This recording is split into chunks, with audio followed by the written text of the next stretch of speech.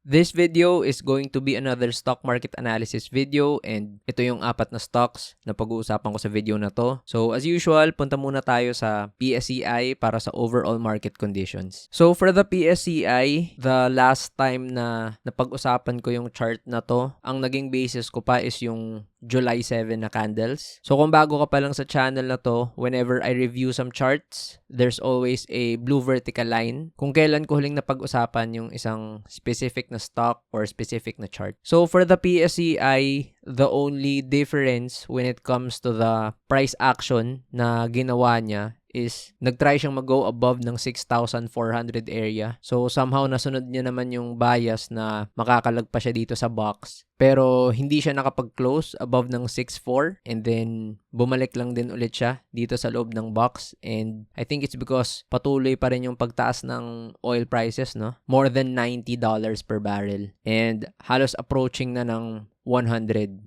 as of the date of this recording. So for the PSEI, I think definitely itong mga nangyayaring current events sa ngayon is nasa bearish na scenario. So it's possible na mahulog pa yung PSEI dito sa psych support niya sa 6,000 or sa S1 na support level. So nalagpasan niya na kasi itong R1 na resistance and ito na lang yung natitira niyang immediate na support, no, before siya pumunta dito sa S1 na level niya. So eto, tatanggalin ko na tong area na to. So papalitan ko lang to ng isang level na support sa area na yan. So gagawin ko lang tong S1. So syempre that means itong area na to magiging ng S2, which is the confluence dun sa psych support at 6,000. So this makes the support area sa bottom as S3 and S4. And then itong R2 na previous na resistance, itataas ko lang dito sa bago niyang swing high, which is yung 6,488 na level. So ito na yung R1 and syempre that means yung 6,2 na level is R2 na. And lalakihan ko lang yung box dito to signify na lumaki na yung consolidation because it tried to breach yung level na yan and nalagpasan naman niya pero malakas talaga yung selling pressure kaya bumalik na naman sa ilalim. So I think if oil prices go higher in the coming days, most likely babalik ulit yung PSEI dito sa 6,000. Kapag naman nag-improve yung oil prices, it goes below 95, goes below 90, then it's possible na magstay lang yung PSEI above nitong 6,2 area pero below pa rin ng 6.5. So it might create a smaller box dito which is the upper half nitong box ng consolidation niya simula pa nung second week ng June. So this is the month-long consolidation ng PSEI. So I guess matagal-tagal pa before mag-test yung PSEI sa 6.6. So definitely oil prices need to improve para umabot siya dito. So for the first stock na pag-uusapan ko sa video na to, that's Ayala Corp.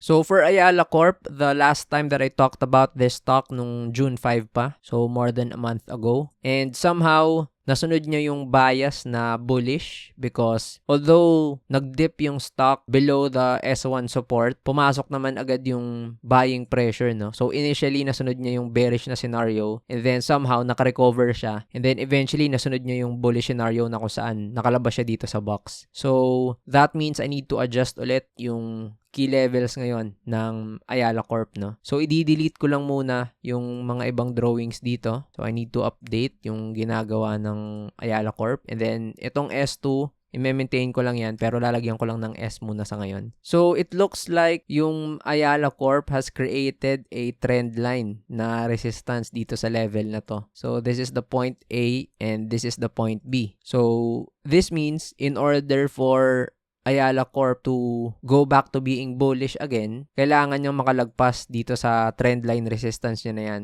which is the 500 area. Tapos may nakabang agad dito na resistance sa near 510. So ito yung R1 kasi ito yung recent na swing high niya eh. So that means yung 549 na price area, yan yung R2 and syempre itong level na to, yung around 600, syempre yan yung R3. So pagdating naman sa support ng AC, kung meron tayong nakikitang trend line na resistance dito, it looks like may ina-establish din siya na trend line na support sa level na yan. So several times naman sinusunod na nagso-support talaga somehow itong trend line na to, no? So on the bearish side of things, kapag nahulog yung Ayala Corp sa trend line na to, tapos malakas yung selling pressure, saan ba siya pwedeng pumunta? no? So, ngayon kasi, aside dito sa trend line, meron tayong swing low dito sa 455, which I think is the S1 support. Now, pagdating sa S2 na support, it looks like yung 425 na area might serve as the support for this stock kasi meron tong previous na consolidation na nilagpasan niya eh. So, looking at the price interaction here nung end of June papuntang first week July, mukhang nagkaroon ng role reversal sa area na to. So, pag nahulog tong Ayala Corp sa trend line on the bearish side of things, it's possible na pumunta siya dito sa S2. So, pag nilabas ko yung MA20, makikita natin na nakapag-transition na yung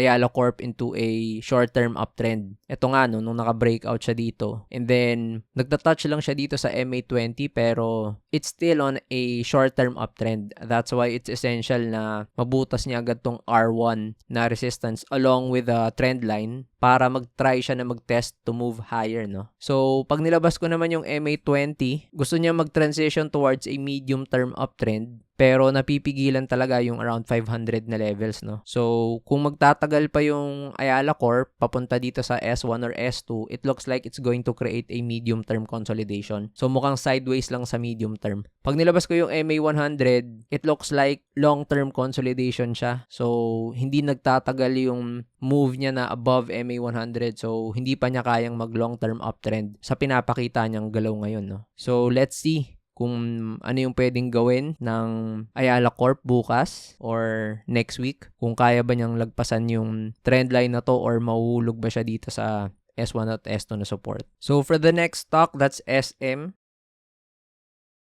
So, for SM Investments, walang drawings. So, this means nakapag-reset na yung chart. I think sobrang tagal na simula nung last kong napag-usapan tong stock na to. Anyway, kailangan ko rin naman i-adjust yung mga drawings since sobrang tagal na. So, quick look pa lang sa SM, I already see important key levels sa chart niya. So, meron tayo ditong pwedeng makonsider na double top in the short term. So, definitely, this is your resistance. So, lalagyan ko lang muna ng R kung meron pang ibang possible resistance for later. And then, you could consider this as a double bottom sa short term din. So, ibig sabihin yung 678 papuntang 679 na level resistance din. So, ito yung possible na gap fill pala niya, no? So, mukhang mahihirapan tong SM na mapunta ng 700 price area kasi ang kapal ng resistance dito sa 658 papuntang 679. So, there's also a possible trend line resistance here sa SM. Ito siya. So, ayan yung point A and then point B. So, pagdating sa support ng SM, it looks like ito na yung crucial support area niya. Itong area na to sa baba. So, this is between 581.60 and 573.30 na price area. So, gagawin ko na tong S1 kasi mukha naman siyang range. So, SM is moving towards a descending triangle pala na pattern. It definitely looks like it. Or, pwede rin na nasa loob siya ng isang malaking box. So, ito, no? So, ibig sabihin pala, even if SM makes a breakout sa trend line na to, mukhang hindi pa rin siya ganun ka-bullish kasi it's still possible na pwede lang siyang mag-range, no? Pag nag-breakout siya sa trend line, tatama siya dito. And then, kung hindi malakas yung buying pressure enough para mabutas niya yung 679 na level, baka mahulog lang din ulit siya sa loob ng box until it just makes a consolidation here. So, I think this is already R1 for me. Tapos, itong previous na support niya, yung R2. So, yung immediate milestone lang siguro for SM is for the stock to move past yung kanyang trend line na resistance para at least mas nababawasan yung chance na pumasok siya sa bearish na scenario na kung saan mabutas pa tong S1. Because if S1 does not hold the prices of SM, pag nahulog pa siya, medyo malalim na yung next na support, no? Andito na sa pandemic lows pa niya, around 500. So, itong areas na to, yung 508, tapos yung 485. So, it's really deep pa yung pwedeng ihulog ng SM, no? So, I'm not saying na pag nahulog siya sa S1, ito na yung diretso niyang pupuntahan. Because of course, there's a possibility na in between S1 and this 508 level, may mga sumalo ng investors, no? If they think that SM is cheap. It's just that pagdating sa chart, no, technical analysis wise, ito yung next na major support niya eh. And at these price levels, that means it's possible pa yung 11% to 15% drop. So, sa mga nagsasabi na hindi na yan posibleng puntahan ng SM, no, as you can see, during this price level nung start ng year, 2026 January to February, a lot of people were already saying na ito na yung lowest na pwedeng puntahan ng SM kasi ito na yung pandemic lows niya. Pero ano yung nangyari? At these price levels, the stock already dropped by more than 16%.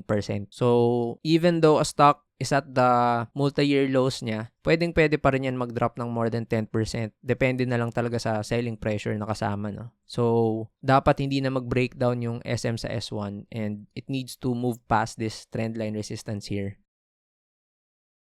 So, pag nilabas ko yung MA20, makikita natin na yung stock previously nasa short-term downtrend and then nagkakaroon na siya ng short-term consolidation ngayon, which is of course explained by this box na ginagawa niya. So, yung MA50, pag nilabas ko, ganun din yan. It's transitioning towards a medium-term consolidation. Previously, nasa downtrend siya tapos ngayon, nagko-consolidate na. So, pag nilabas ko yung MA100, nasa long-term downtrend pa rin siya. So, as you can see, simula nung nag-breakdown pa siya ng July 2025, which is last year, wala nang ibang ginawa yung stock kundi bumaba ng bumaba. So, the stock has already been moving towards a downward direction for a year already. So, hindi talaga maganda na mahuhulog pa yung SM dito sa S1 na support. So, I think it would take a lot of good catalyst para sa SM na mabutas niya tong price level na yan. So, as you can see, nung medyo gumaganda na yung oil prices, gumalaw naman yung SM somehow tapos pumunta siya dito sa 660 na area. Ang problema, hindi ganun katagal na maintain yung low oil prices, no? So, sobrang laking negative catalyst nun para matulak ulit yung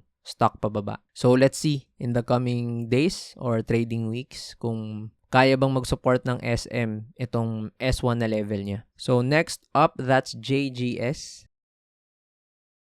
So, for JGS, medyo matagal na din ata since the last time that I talked about this stock kasi mukhang nag-reset yung chart tapos wala ding drawings. Pero still, tingnan natin kung ano yung bagong patterns na ginagawa ng JGS, no? So, first look for JGS, kitang-kita naman na meron siya ditong trendline resistance. So, this is the point A and this is the point B. And then, you could also consider this as the trendline support for JGS. So, it looks like it's moving towards a falling wedge na pattern na pwedeng makonsider din as descending triangle, no? So, this is the point A and this is the point B. So, in terms of the support ng JGS, bukod sa trend line, this is definitely the current support sa JGS ngayon, no? Itong S1 na support niya. Around 23.70 na price area. And then, pagdating sa resistance, ito yung nakikita ko, yung around 27 na price area. Meron siyang resistance dito na kung saan malakas yung selling pressure enough na hindi niya na inabot yung trend line, no? So, this is the R1 for JGS. Definitely, itong area na to, yung point B ng trend line resistance, yan yung R2. Then, the 52-week high is R3. So, let's say mabutas yung S1 na support ng JGS. So, it's very clear na yung next na support is yung double bottom niya dito sa 20 na price area dito sa S2. So, ito yung point A and then ito yung point B. So, at these price levels, it's still a 16%, 17%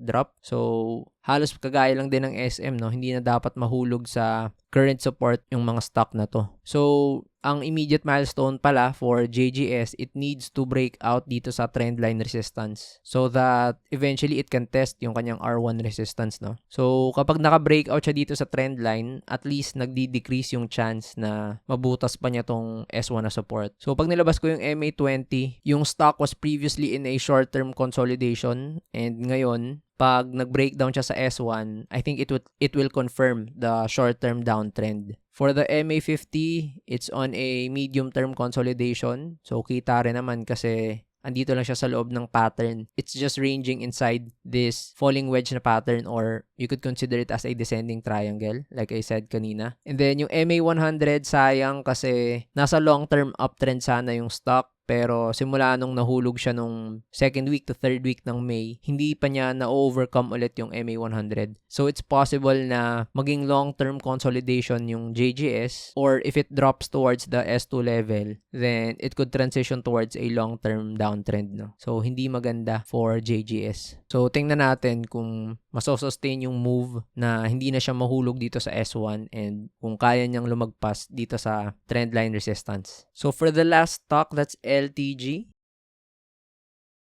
So for LTG, the last time I talked about this stock, first week ng June. So that means halos magdadalawang buwan na. And yung bias ko dito, pag nagkaroon ng bullish scenario, dapat magbe-breakout siya dito sa 52-week high niya sa 16.20. So hindi nangyari. Ang sinunod niya is yung bearish scenario na kung saan mag-move lower pa siya. So sinunod niya tong first arrow, no? And mabuti naman hindi na siya umabot dito sa S2 na support. So nasosustain naman yung consolidation niya ng LTG. Andito lang siya sa loob ng box, no? So although hindi siya nakapag-breakout dito sa R1 na resistance, kahit pa paano okay na rin na andito lang siya sa loob ng box and hindi na siya nag-breakdown sa S2. Now, despite other stocks, despite other holding companies moving downward, itong LTG parang na-maintain niya lang yung level niya dito inside the box. So in terms of the pattern, wala rin akong masyadong babaguhin pa sa LTG. I think it's still inside this large consolidation. Ang babaguhin ko lang is itong support niya na to, yung S2. Extend ko lang ng onte. And then, this is the current S1 support for LTG. Yung kanyang 14.20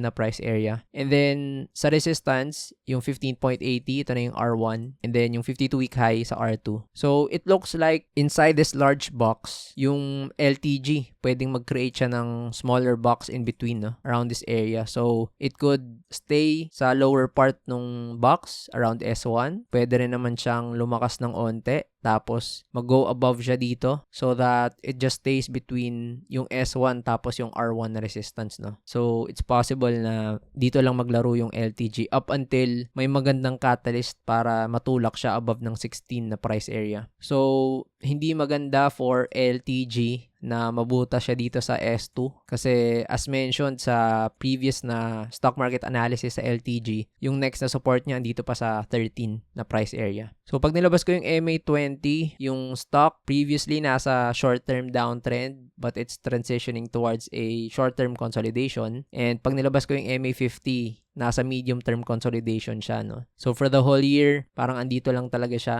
Tumataas at bumababa lang in between the MA50. So yung MA100, ayun, kitang-kita naman, nasa long-term consolidation din yung stock. So sayang lang kasi nagkaroon ng issues nung first week March, pero yung trajectory dapat ng LTG is moving higher kasi nasa long-term uptrend siya. And itong Middle East conflict lang talaga yung nagpabago nung price action niya. So how about you guys? What do you think about these stocks? Let me know in the comment section, or if you have any stock requests na gusto nyong i-cover ko sa susunod na stock market analysis video. And if you haven't watched yung mga videos ko talking about specific stocks, you can click towards the upper right, and stock market lesson videos sa bottom right. And don't forget to like this video and subscribe sa channel so you'll always be updated sa future videos na i-upload ko pa.